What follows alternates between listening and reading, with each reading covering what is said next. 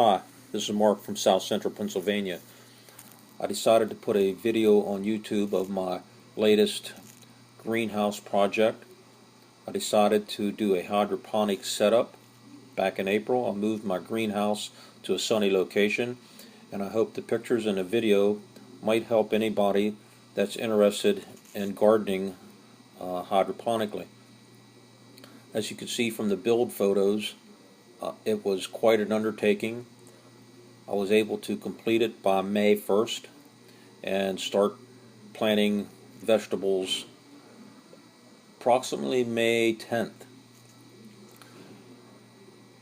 Any comments, questions, please feel free to contact me. Thanks.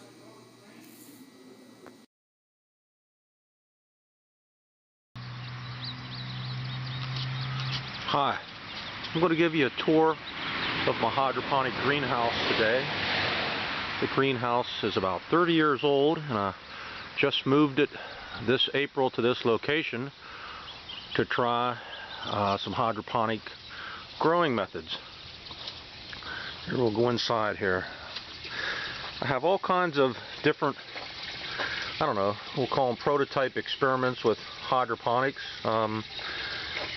First one here is what I'll call my cantaloupe beds. They're raised beds lined in plastic that collect the nutrients back into the nutrient tank. They're on a timer.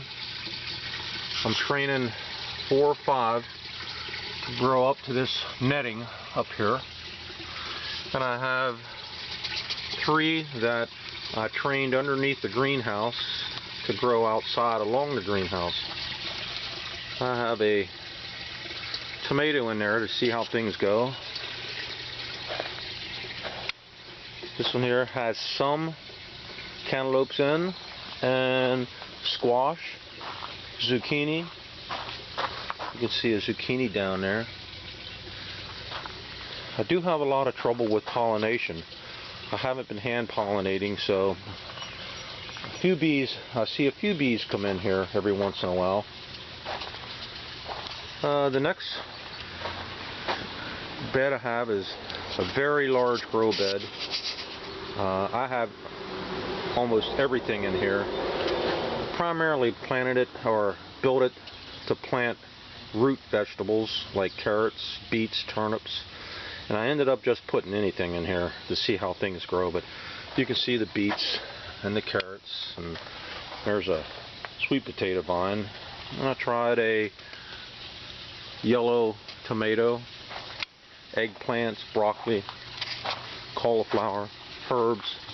I put everything in here. It's very crowded.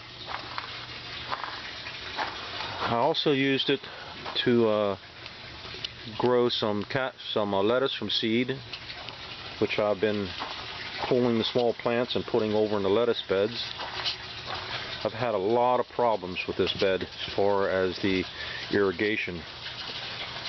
Right now there's 2 or 3 pipes running down that have drip irrigation. I've also been fooling around with a spray system, which I've not been very successful with. This is a 100-gallon nutrient reservoir under there that serves both the large grow bed and a 21-station Dutch bucket system, which I have just about everything in also. Tomatoes, a lot of peppers, broccoli. I'm giving this summer squash a try here, but that's about all the bigger they get because they're not pollinated. They just seem to rot. More broccoli, many different types of tomatoes, all different colors of sweet peppers, Brussels sprouts, cauliflower. Over here I'm trying canary melons and the cracking method, 55-gallon drum cracking method. I have another one right there. This wall of green here is pole beans. It's a trough that I built.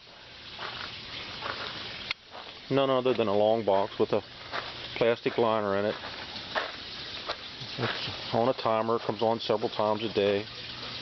It's two 27-gallon reservoirs tied together, which really isn't enough because this thing takes so much nutrient solution every day.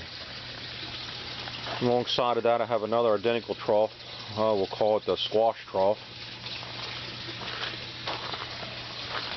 Again, it's going to be an issue with pollination. I have some Diva cucumbers planted. Now they are self-pollinating. So you can see I have two planted in the squash trough. They're doing quite well. You can see there's a little guy right there. I tried 3 more Kratky 55-gallon drums. Again, it's trying a Diva. These things just explode in this Kratky method. 2 tomatoes planted. They're doing extremely well too. And the last station I'll show you is the lettuce station. I've had a lot of success with this. Again, this is grown in the Kratky method, the sort of dead pool of nutrient solution. And I've been harvesting probably every 28 to 32 days. You can see my wife has really been hitting this bed a little bit earlier than I like to, but we still do have a lot of bolted lettuce back here that when you trim the leaves off, they're still very, very good. They don't get bitter or anything, so there's a good bit of lettuce to take off that. And these are the lettuce seedlings that I pulled out of that large bed over there. I know a lot of people don't grow lettuce in the summer, but I have a 40% shade cloth, and I have 2 cheap Walmart fans that really keep the temperature down in here so lettuce can thrive. So that's about the all my experiments that I'm trying, and I'll take another video when the cantaloupes have engulfed the greenhouse. I'm hoping that they're just going to explode. So till then, see you later. Bye.